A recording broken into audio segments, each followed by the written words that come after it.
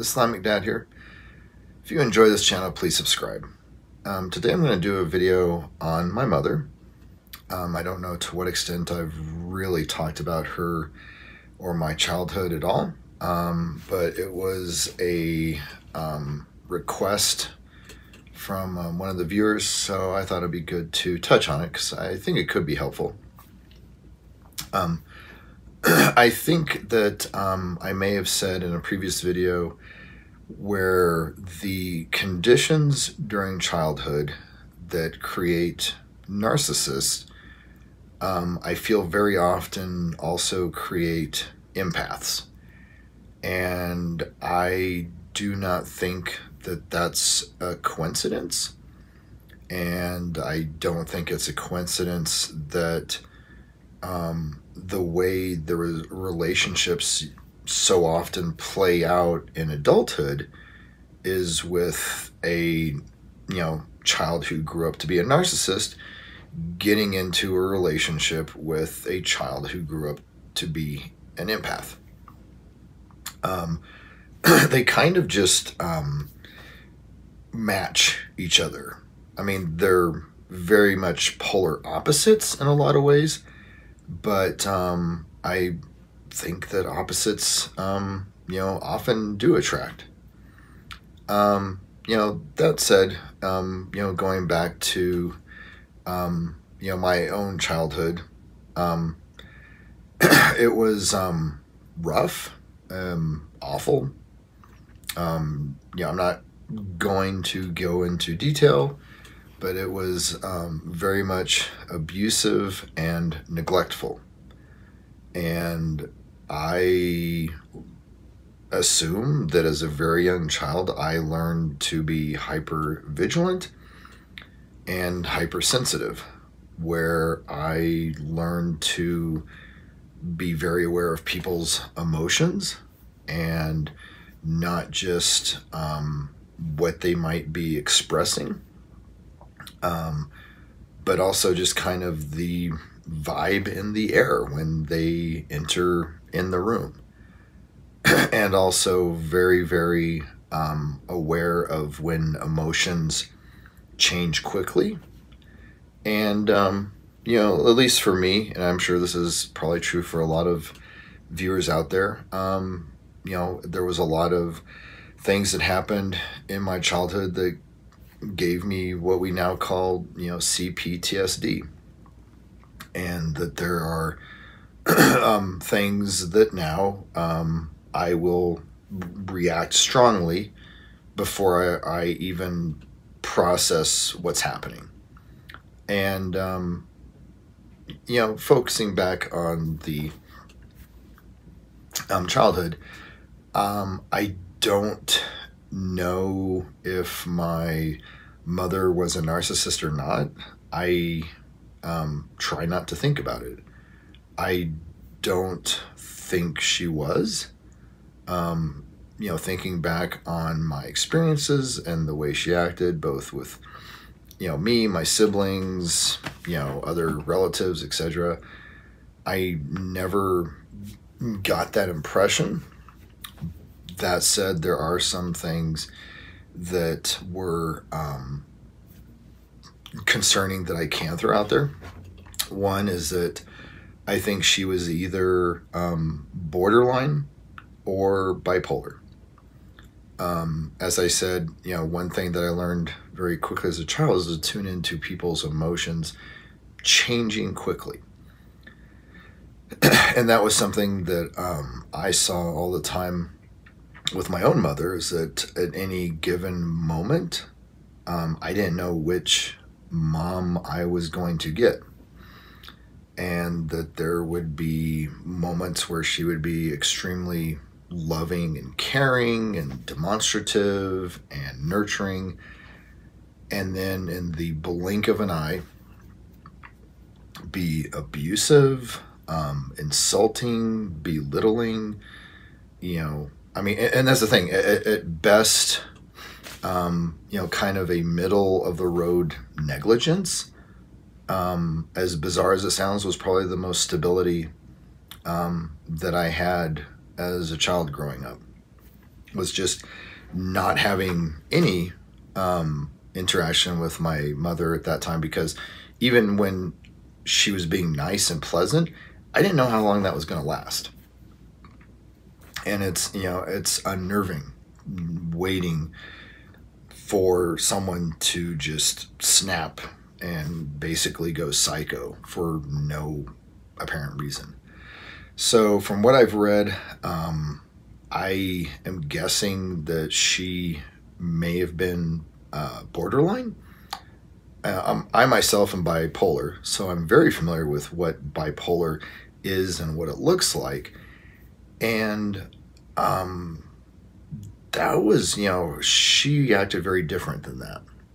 And so I think maybe borderline personality disorder. That said, I don't know enough about it to say. It just, again, switching, which I guess is actually a term that people talk about with borderline personality disorder, where they'll just go from like being really loving, nurturing, and wonderful to just being a demon on earth. And so that was, to a large extent, the experience I had in general with her throughout my childhood. As I got older, I did my best to stay away from her as much as possible. Needless to say, toxic parents being toxic parents, even that got on her radar. And there were some times when she would, confront me, belittle me, etc., for never being around, never being at home, etc. Once I moved out, it was very freeing, to say the least. This would be, around, through college. And it was nice because it was nice to be able to live in an environment where I didn't have to worry about someone being set off for no reason. And also, I didn't have to worry about someone being, quote, nice, who could go off at any second now. And so in that respect, it gave me a peace that I had longed for years. And to give some context, this is me saying this about the same period of life where there were 2 drive-bys on my apartment building. I had bullet holes in my car because they had done a drive-by and shot the side of my car at the time. And there were other times when in that area where I lived, where there was a gun battle that was going on. I would, from what I remember, probably like 4 people, some of them with fully automatic weapons. And so me and my friends just had to basically hunker down and wait for the gun battle to stop before we could leave my friend's apartment and walk back home to my apartment. And so that was drive-bys, bullet holes, was more peaceful and calm for me than being in the same house with my mother. And I'm not trying to be cute or funny. I am being completely sincere and honest. And I'm just saying, I hope that gives some context. Because at least if someone drives by and does a drive-by, enough to stay away from the windows, get down, wait for them to pass and stuff. But it felt real. It was a known. Whereas with my mother, it was just, I would just be on edge because I never knew when she was going to switch.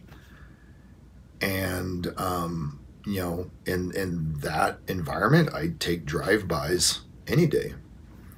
And so, yeah, and then some years later, in my, I think, early 30s, I had started therapy and working on, various issues and thinking about my past and stuff. And once you become an adult, you're able to look back at your childhood and realize how messed up it was.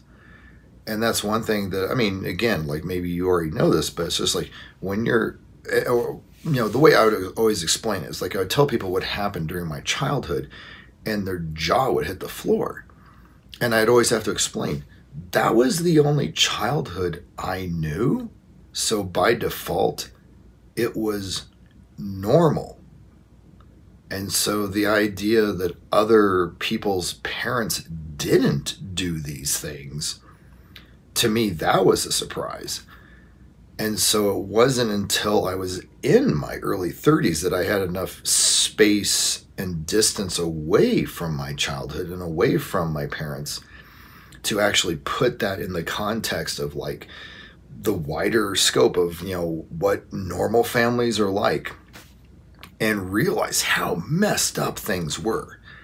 And at that point, I was still being, triggered, for lack of a better word, just in my interactions with my mother, and she was still incredibly toxic.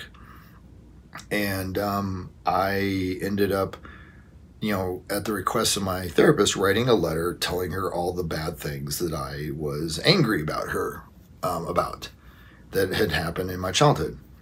And me being me, I wrote that out and I said, I never want you to speak to me again. And I folded it up, put it in an envelope, put a stamp on there, and I mailed it to her. And needless to say, my therapist was surprised because my therapist is like, no, we don't mail those. And I said, well, I do. And so, and again, like, I don't, maybe this will play into, being helpful with like putting all this into context or not. But, sometime before that, I think, again, like about the time that I was in college, my sister had moved out too, and my mother had taken a job at the VA hospital. And vets, you have a bunch of, horny Vietnam vets all in a giant hospital, and then you have a female nurse walking through. You can connect the dots. Needless to say, she loved the attention to the point that she divorced my dad. And basically the way she did it was she just, when he wasn't home, she packed up her stuff and left a little insulting note and left. And I should rephrase that. She didn't divorce my father. She divorced the family. At the time that she did that little stunt where she like wrote her note and took off, no one saw her for 3 years. No, I mean, no one heard from her for 3 years. We didn't know if she was alive or dead. We didn't know what state she was living in, if she was. We didn't know if she was married or unmarried, if she was with a boyfriend or not. We didn't know what her job was. Nothing. She divorced the family. She didn't divorce my dad. She divorced the family. And so she just took off. And then after about 3 years, I think that she reached out to say hi or something to my sister, and started trying to reconnect with the relatives at that point. But again, at that point, her own immediate family, her sisters, disowned her. they were so disgusted by the fact that she divorced the family, and then that she became this horrible caricature of a person, that they didn't want anything to do with her. And so, not only did she, end up being, cut out of, I cut her out of my life, but so did her own sisters. And so, she, it turned out, had basically fallen in with, like, I mean, it sounds like a bad novel at this point. She fell in with a biker gang. I'm not making this up. A bunch of Vietnam vet biker gang dudes who just did drugs, drank way too much, and I mean just whiskey, just hard stuff, and just kind of rode their bikes around and got stupid and easily pissed off and got into fistfights with each other. And that's the life that she chose. And I remember, like, before I had written her off, I got to see some of that, and it was bizarre because it was like she was, it was like someone being in a play, is the only way I could describe it. It was like such a cartoonish life, but it was the life that she chose. And so she was pretending that she was this badass or something, and being like, yeah, I'm in this Harley gang and we do drugs and drink all the time. And, think again, like, just put some more I mean, these people are all in their 50s. Drugs and 50-year-olds don't get along very well. And needless to say, they were dropping like flies. And she went through herself, she went through 2 more husbands from, drugs, alcohol, hard living. And then she herself died, not too long after that. And it was just pathetic. I mean, that's one part where, like, I don't understand borderline. And like I said, I don't know to what extent she was a narcissist, but one of the things that kind of, at least for me, kind of fits with that is that, we talk about, like, the narcissist and their narrative, how they're always rewriting, the past and rewriting the present, and they, like, are always building this story that fits for them. Now, my mother at the time, she wasn't doing that where she was like, oh, I'm always the victim, or, oh, I'm always the hero. It was, I'm on this adventure and I'm a rebel. I mean, yeah, I think she would literally say, like, I'm a rebel. And this would be coming from this woman who's just all, like, brown skin, wrinkles, crow's feet, cigarette in her mouth, reeking of, cheap alcohol. And it's just like, no, you're not a rebel. You're a joke. I mean, you're a warning sign to the rest of the populace. And, yeah, it was just ridiculous. But that, I mean, she basically lived this delusion of being this rebel, living this wild life, for, like, the last 10 years of her life. And then she died. And so,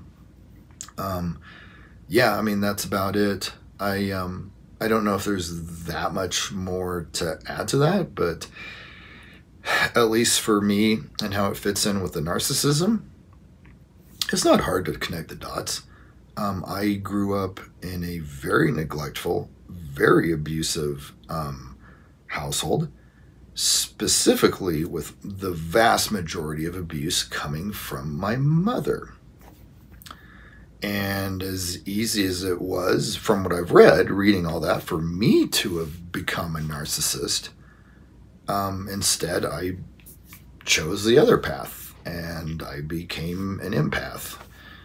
And so I know people think that that's, this like superpower and stuff. And like, to some degree it is. But at the same time, it's also, well, yeah, because you're hyper vigilant and hypersensitive because you were traumatized consistently. Like you learn to be an empath as a survival mechanism.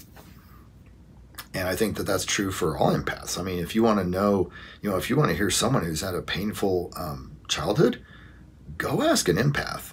And again, I would say the more caring a person is as an adult, probably the worst or the worse their childhood was. Because they're like, no, I felt real pain and I don't want anyone else out there to feel that. And so again, I think that that's why I may have had some subconscious, unconscious attraction, if you will, to narcissists. But also I think that plays back the other way. I think that's why narcissists seek out people like me and other empaths, is because we are the missing piece for them. We're the caring, the heart, the compassion that they never got as a child. So I think that's a good note to end on. So hopefully this video has been helpful. Thanks.